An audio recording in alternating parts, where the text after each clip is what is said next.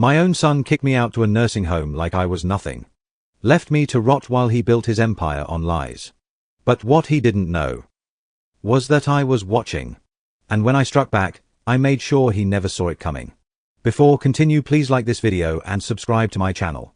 That's free and only way to support us. Thank you. I always believed that the people we love the most could never hurt us beyond repair. I thought blood was thicker than betrayal. But that morning, that cursed morning, everything I believed shattered like the porcelain mug I dropped when I heard my son's words. It started like any other day. Quiet. Calm. A little too calm, now that I think about it. The sun peeked through the kitchen window, casting warm stripes of light across the wooden floor I once polished every Sunday with care. I brewed my usual cup of tea, 2 sugars, splash of milk, no drama. Or so I thought. Adam, my only son, walked into the room like a stranger who'd accidentally entered the wrong house. He didn't greet me, didn't even glance at the tea I always made for him when he visited. He stood near the door like he couldn't wait to get out. Then he dropped the bomb. He said it casually, like he was discussing the weather or asking if I wanted toast. "We found a place for you." I blinked, smiled. I actually thought he meant a vacation spot. Maybe a surprise. A resort, perhaps. I was already imagining the beach and the coconut trees. But the tone of his voice was colder than steel. "A place," he said again, "where you'll be cared for. They have staff, nurses, meals. It's better." My hands trembled. The tea spilled. Burned my fingers. But that wasn't what hurt. "You're putting me in a home?" I asked. My voice didn't sound like mine anymore. It was too thin, too empty. He nodded. Just nodded. As if he were doing me a favor. My own son, who I raised alone after his mother left us in the dead of night when he was 2. My Adam, whose scraped knees I kissed, whose school projects I stayed up all night helping with, whose birthday cakes I baked from scratch even when we had no money for dinner. That Adam was now gone. I stared at him, hoping to find even a flicker of guilt in his eyes. But he didn't look at me. He kept checking his phone like he was waiting for an Uber. I asked why. I begged for an explanation. Did I do something wrong? Was I a burden? Was he struggling financially? He didn't answer. He just said, "It's better this way." Those words hit harder than any slap. They echoed in my ears long after he left. I felt something inside me sink, something that had always stayed afloat even in my darkest times. He had packed a bag for me, folded my clothes, stuffed my medications in a plastic bag like I was a sick stray. And just like that, I was escorted out of my own home. No ceremony. No hugs. No thank you for everything, Dad. Just silence, the kind that rings in your head long after the door slams shut. The driver, some guy he hired online, barely said a word. Loaded my things. Didn't ask me how I felt or if I was okay. Why would he? I was just cargo. I looked out the window as we pulled away. I watched my house shrink in the distance. The same house where Adam learned to ride a bike. Where we carved pumpkins. Where we celebrated his college graduation with dollar store decorations and 2 boxes of pizza. He took it all from me. No explanation. No warning. And I sat there, in that car, pretending I was fine. But inside, something cracked. Something deep. And I knew, this wasn't the end of my story. No. This was the beginning of something far more powerful than heartbreak. It was the beginning of revenge. The sign outside read Green Pines Residential Living, but there wasn't a single green pine in sight, just cracked pavement, rusted fences, and a welcome mat that looked like it gave up 20 years ago. The building itself was a grey box of sadness, designed with all the charm of a prison. As the car door shut behind me, I stood frozen, suitcase in one hand, betrayal in the other. I couldn't believe it. My own son had actually gone through with it. No trial period. No second thoughts. No, Dad, are you sure you'll be okay? Just tossed aside. Like leftovers after a party. The lady at the front desk, Marla, I think, didn't even look up when I arrived. Just slid a clipboard across the counter and asked for my name. No smile. No sympathy. Her nails were chipped. Her lipstick cracked. She wore the expression of someone who stopped caring a decade ago. I told her my name, trying not to sound as broken as I felt. She didn't say much. Just handed me a key, room 208, and pointed down the hallway with a sigh like she'd done it 1,000 times. The hallway stretched forever. Yellowing wallpaper curled at the edges. The overhead lights flickered like a cheap horror movie. And the smell, oh, the smell, it was a mix of old potatoes, bleach, and forgotten dreams. Room 208 wasn't much. A bed that creaked when I breathed, a chair that looked like it had fought in World War II, and a window with a view of a brick wall. Not a single flower, not even a patch of grass. Just bricks and broken blinds. I sat down on the bed. The springs screamed in protest. I let out a breath I didn't know I'd been holding. I wasn't even sure what I was feeling. Sadness, maybe. But mostly numb. I tried calling Adam. Straight to voicemail. I texted him. No reply. That night, I had dinner with strangers who either didn't speak or didn't remember what day it was. Some stared into space. One woman kept calling me Greg and asked if I wanted to play checkers. Another man whispered to his pudding like it was plotting against him. I didn't belong here. I wasn't finished. I wasn't frail or losing my mind. My back still stood straight.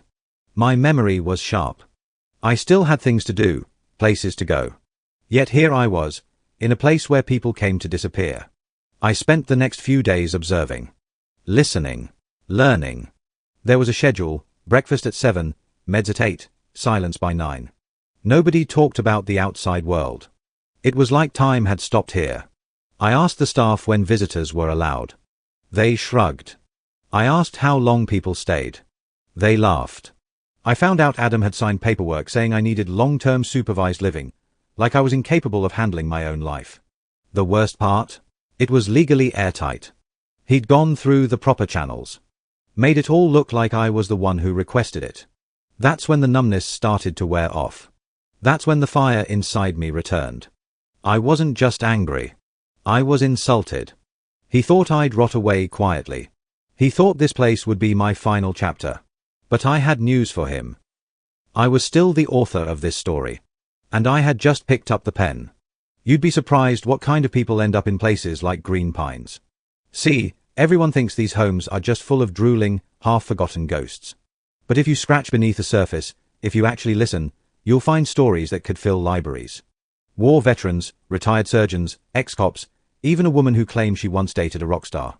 Honestly, judging by her tattoos and attitude, I believed her. But the one who changed everything for me was Clyde. Clyde was in room 213. Lived off pudding and black coffee, wore oversized glasses, and had a beard that looked like it had been grown out of pure spite. Everyone called him Professor, though he never corrected them. Turns out, before arthritis crippled his hands, Clyde had been a computer engineer. And not just any engineer, he used to write code for government contracts. He once muttered something about accidentally locking out the CIA from their own server. I still don't know if he was joking. We bonded over chess. I wasn't any good at it, but Clyde said playing with me was better than watching reruns of the same 5 soap operas on the common room TV. We played in silence at first, then slowly started talking. Small talk turned to deep talk. And eventually, I told him everything. About Adam. About the house. About the betrayal.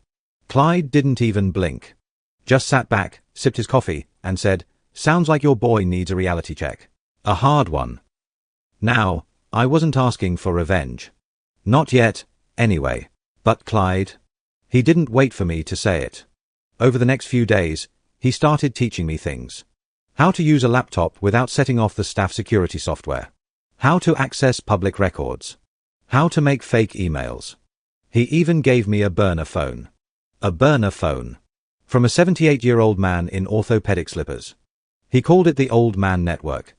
Said every retirement home had at least 1 or 2 covert ops guys like him, people who used to work in cybersecurity or government surveillance. They'd stay quiet most of the time, but if you gave them a reason to stir, they'd light up like Christmas trees. So we got to work. Started digging into Adam's digital life. His social media profiles painted a picture of a perfect, hard-working man.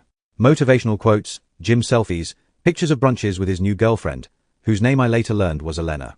She looked like someone who only dated men with expensive watches and 3-car garages.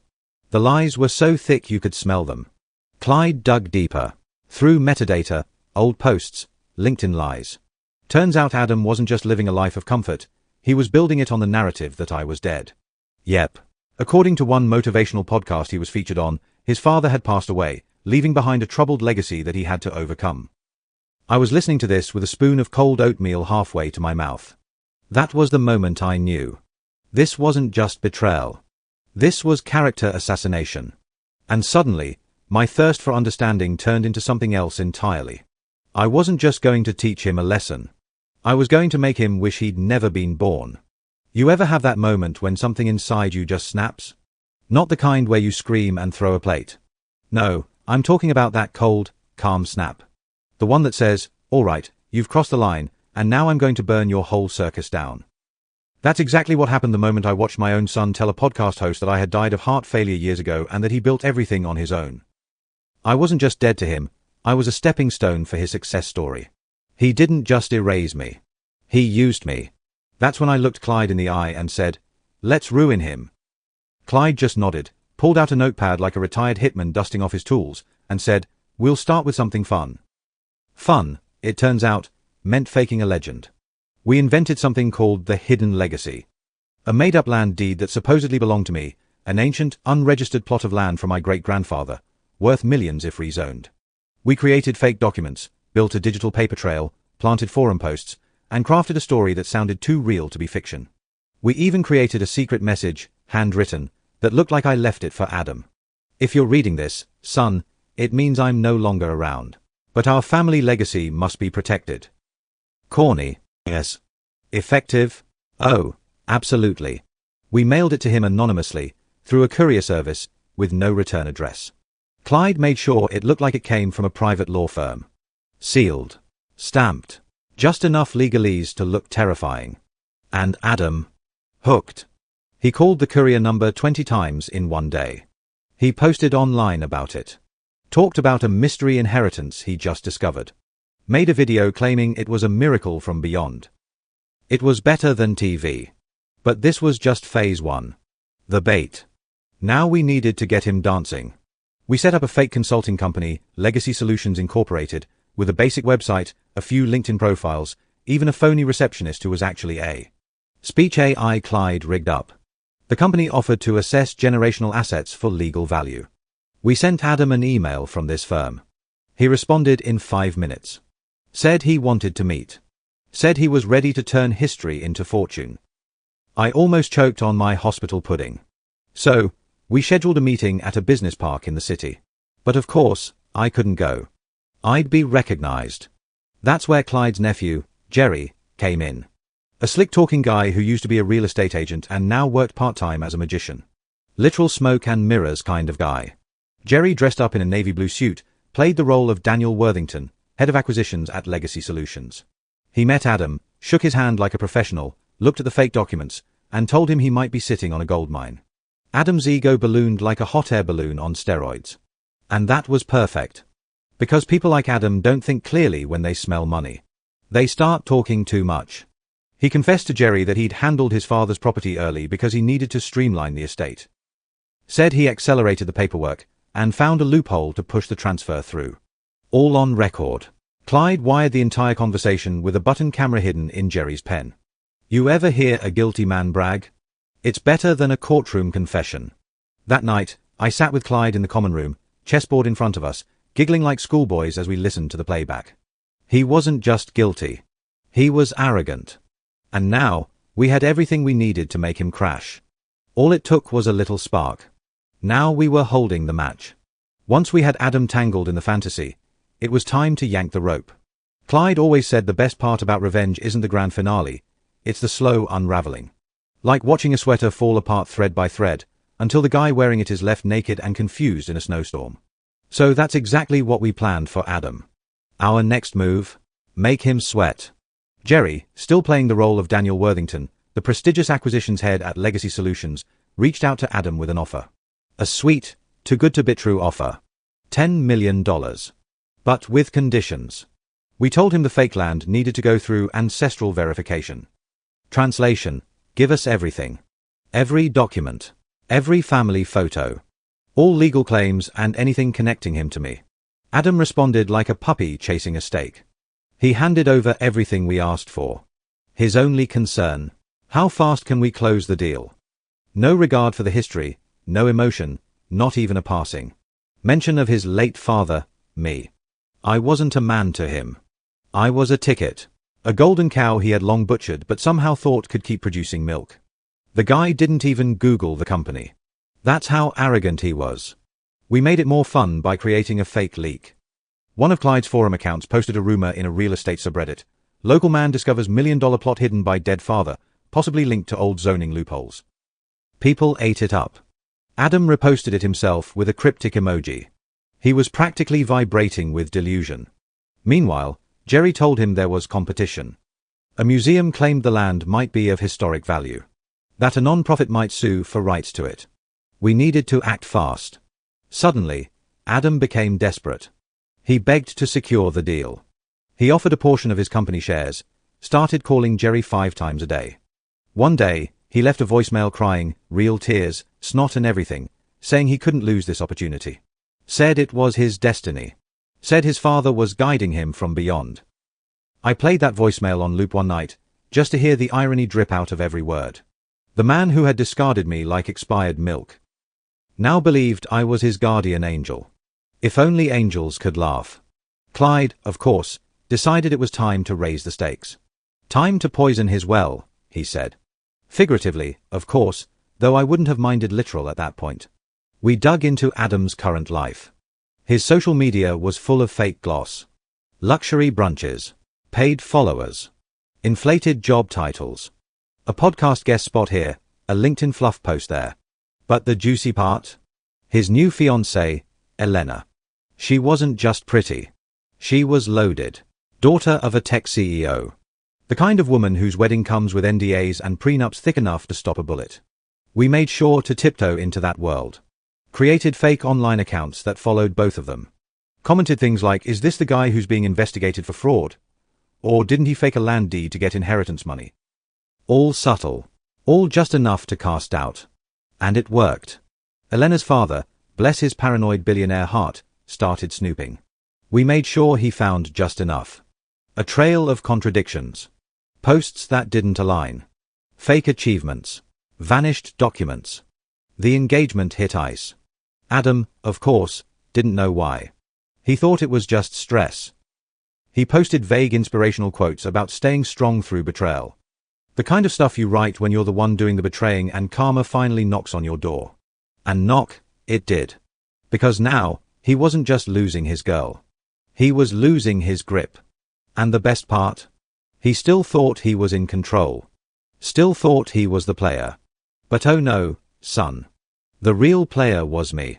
And I just put him in check. We didn't need to bring him down with an explosion. Nah, that would have been too easy. Too obvious. What we needed was erosion, a slow, steady leak that would rot his image from the inside out. And so, the leaks began. It started with a single Reddit thread from a burner account. Clyde wrote it like an innocent question. Anyone know this guy claiming to inherit secret land from his dead father? Something about it feels off.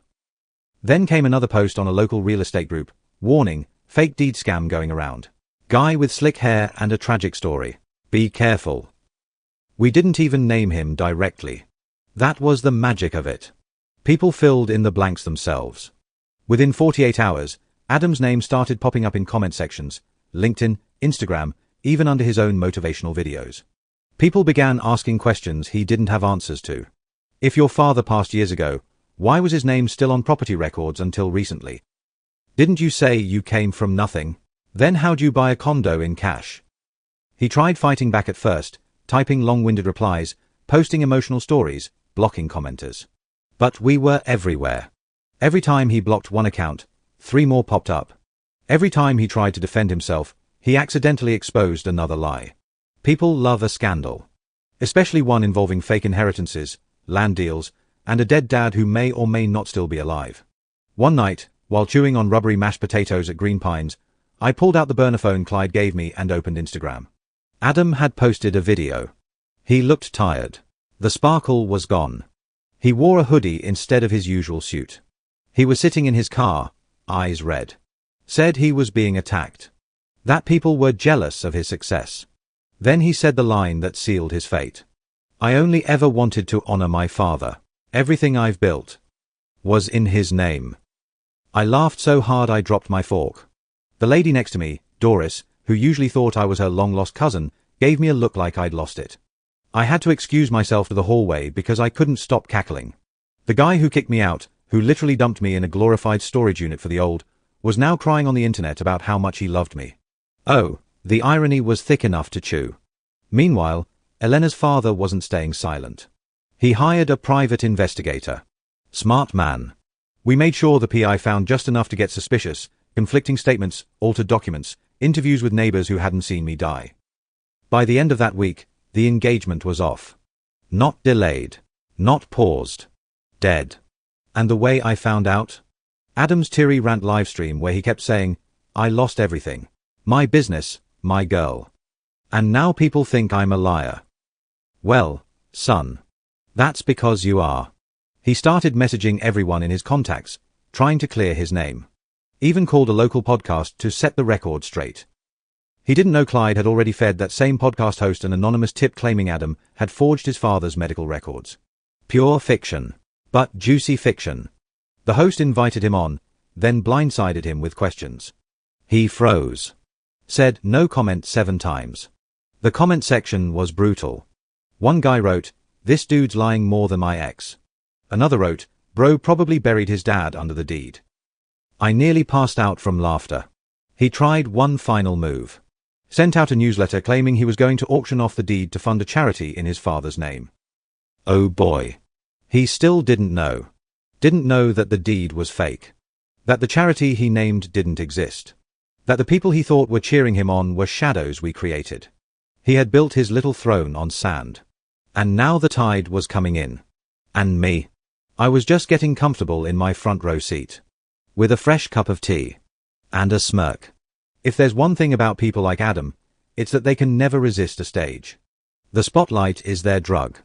Give them a MIC, a crowd, and just enough ego juice, and they'll bury themselves alive. So that's exactly what we gave him. The grand finale began with an announcement. Legacy Solutions, our brilliant, completely fictional firm, would be hosting a private auction. The item? The historical land deed Adam had been clutching like a toddler with a security blanket. We made it big. Set it in a rented banquet hall downtown. Roped in Clyde's nephews, nieces, poker buddies, anyone with a suit and a decent poker face. Fake journalists. Investors. One guy even wore a monocle for effect. I have no idea where he got it, but it was chef's kiss perfect. Adam received a golden ticket. Literally. Clyde printed it on shiny gold cardstock that said exclusive entry, high-value asset auction. He showed up looking like he'd just walked off a yacht. Navy blazer, designer shoes, hair gelled like he was auditioning for a movie about himself. He smiled for the cameras. Yes, we had cameras. Just props, but he didn't know that. The room buzzed with tension. Everyone murmured, whispered, stared, all acting like they'd flown in just to buy a slice of forgotten history. Adam took center stage. Gave a speech. Actually started with a moment of silence for my late father, who is smiling down from heaven. I almost threw up my pudding. Then he launched into some nonsense about honor, legacy, and the strength of family. The room clapped. Oh, the irony. Then came the bidding. We had already planted several fake bidders. People raising their hands with ridiculous offers. One guy shouted 2 million, like he was ordering coffee. Another countered with 3.5 million and winked at Adam. Adam was glowing. Living in the fantasy. Then Jerry, still in character as Daniel Worthington, stood up and said, "Before we proceed, we need to validate the deed through final documentation review. Unfortunately, we've encountered some inconsistencies." The room fell silent. Adam looked confused, then annoyed. He said, "What inconsistencies?" Jerry pulled out a stack of documents and began reading, slowly, dramatically, about mismatched property records, forged signatures, date conflicts, and a certain discrepancy in a death certificate. Adam started sweating. Literally. His hands trembled. His voice cracked. He said it was a mistake. Said someone must have tampered with the papers. Blamed hackers. Blamed the museum. Blamed the ghost of my great-grandfather. Anything but himself. We let him ramble. Then we played the audio. Yes, that audio. The one Clyde recorded during the fake meeting. Where Adam openly admitted to accelerating my estate and handling the house transfer by bypassing formalities. It echoed through the hall like thunder. You could hear a pin drop. Or Adam's reputation collapse in real time. A few fake investors stormed out, on cue. One man dramatically tore up his checkbook and said, "I don't deal with liars." Adam stood there, frozen. Mouth open. Face red. Hair starting to wilt from stress sweat. Then came the real cherry on top. One of the journalists, a local blogger Clyde had paid in donuts and drama, stood up and asked the million-dollar question. "Are you admitting you faked your father's death and forged property documents for personal gain?" Adam just stammered. Then turned. Then ran. Literally ran. Out of the hall. Out the front door. Out of his fantasy. He didn't even wait for his Uber. Just walked off down the street, dragging his ego behind him like a deflated parade balloon. And us. We clapped. Real claps this time. Because the auction wasn't about selling anything. It was about revealing everything. And we had done it. Spectacularly. The morning after the auction, I sat on the bench outside Green Pines with a thermos of hot tea. No sugar this time. I didn't need sweetness, I had satisfaction. Pure, warm, slow-burning satisfaction. Word of Adam's meltdown had spread like wildfire. The blogs were buzzing. The Reddit threads? Exploding. Someone even edited a meme of Adam with a caption, "When you fake your dad's death but he fakes your entire life back." I had that one saved on Clyde's burner phone. Made it my wallpaper. But now that the curtain had fallen on his little show, it was time for the next act, reclaiming what was mine. And I wasn't going to just ask for it. I was going to take it. Clyde and I had already lined everything up. All the forged documents Adam filed. Exposed. We had evidence, recordings, timestamps, and signatures that didn't match. The original house deed? Still in my name. Hidden, yes, but never legally transferred. Clyde's lawyer friend verified it, notarized it, and submitted the paperwork to contest Adam's false claim. Within a week, we had a court date. I walked into that courtroom not as a defeated old man, but as a ghost come back to haunt his greedy son. Adam showed up looking like he hadn't slept in days. No fancy blazer. No confident strut. Just a tired, hollow shell with bags under his eyes and shaky hands. I didn't speak to him. Didn't need to. My silence was enough. The judge took one look at the stack of evidence our legal team had and practically rolled his eyes at Adam's weak defense. He tried to argue he had verbal permission from me to take over the estate. Claimed I had early dementia. That I didn't remember things clearly. The judge asked if I remembered the day Adam had me committed to a foster home. I looked him dead in the eye and said, "Yes. I remember everything. Especially the betrayal." That was the end of it. Adam was fined. Hard. All assets returned. House title transferred back. And my name, cleared. As we walked out of court, Clyde patted me on the back and whispered, "Told you. Slow burn always wins." That night, I slept in my own bed again. In my own house.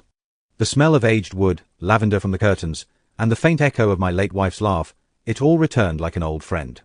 I sat on the porch the next morning with a real cup of tea. Extra sugar.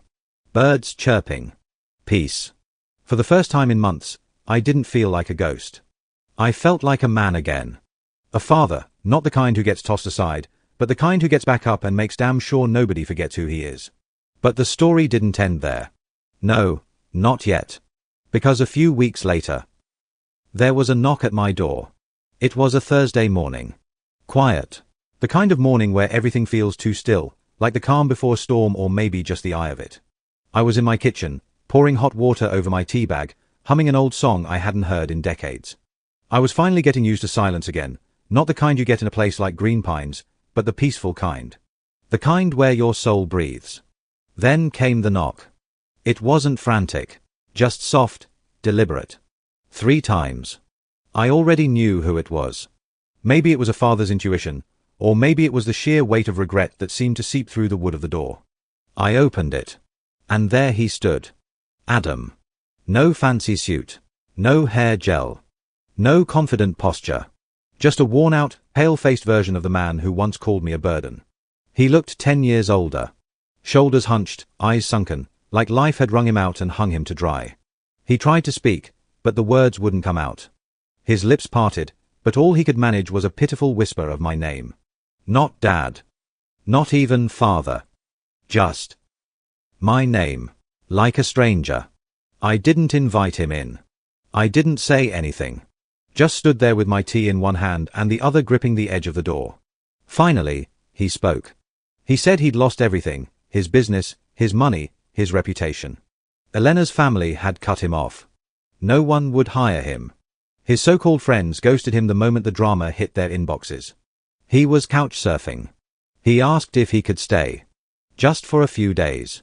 That was the moment I had dreamt of, not because I wanted to see him suffer, but because I needed him to look me in the eye and understand what he did. I looked at him, really looked at him. And in that moment, I didn't see a monster. I didn't see a villain. I saw a boy. A scared, broken boy who had climbed too high, too fast, and finally realized there was no parachute. But that didn't mean I forgave him. Not even close. I told him the truth. That he made me feel disposable. That he made me question everything I'd ever done as a father. That he didn't just betray me, he erased me. He tried to interrupt, but I raised my hand. And then, I said it. This place, my house, it's not your refuge anymore. You gave that up the moment you put me in that home like I was trash. He looked like he was going to collapse. Tears welled up in his eyes. Real ones. But I didn't soften. I didn't scream either. I just said, you need to feel what I felt. Alone. Forgotten. Invisible. Only then will you understand why I did what I did. He begged. Offered to work for me. Said he'd sleep in the garage. I stepped back. Closed the door. Not fast. Not with a slam. Just slowly. Softly. Like I was closing a chapter. And through the glass, I watched him walk away. Down the porch. Into the street. Back into the emptiness he created. I didn't cry. Didn't gloat either. I just turned, walked into the kitchen, sat at my table, and sipped my tea. Warm. Steady. Sweet. For the first time in my life, revenge didn't feel like rage. It felt like closure. The sun was setting when I poured my last cup of tea for the day. Not the last in my life, of course. But something about this one felt ceremonial. Like it wasn't just tea, it was a reward. A trophy. The taste of patience, grit, and sweet, silent revenge brewed to perfection. I carried the cup to the porch, the same porch where, months ago, I sat with trembling hands as my own son told me I was no longer needed.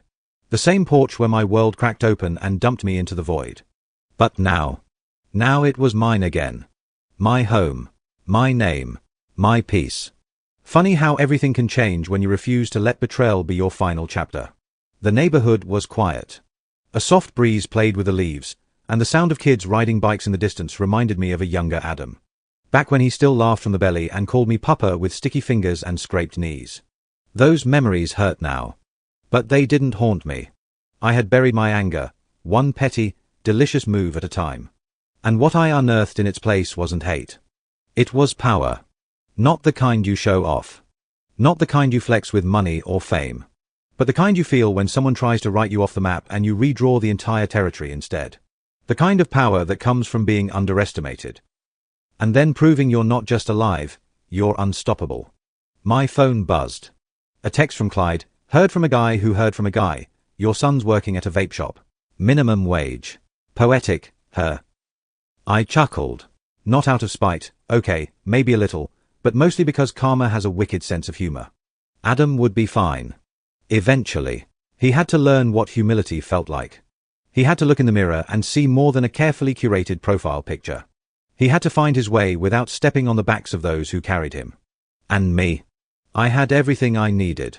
Peace. A roof over my head. A chair that creaked just right. And the kind of wisdom that only comes from having your heart shattered, glued back together, then wrapped in armor forged by fire and betrayal. I took a sip of my tea. Perfect.